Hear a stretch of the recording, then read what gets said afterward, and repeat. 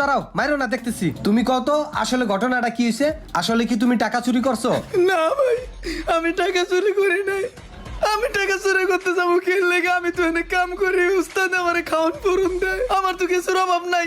এই যে রুমান ভাই সকালে আমার দইটা বাইন্দা হালাইছে, বাইন্দা কান সামারণ বাড়ি দিছে, কইতেছে তুই নাকি উস্তাদের 1.5 ঘন্টা চুরি করছস। আমি তো ভাই আর কিছু জানি না ভাই। আপনি কোন ভাই, আমি কেমনে এই উস্তাদের লগে বেইমানি করব? নিমু কেন আমি করবো? আমি তো উস্তাদের নুন খাইছি।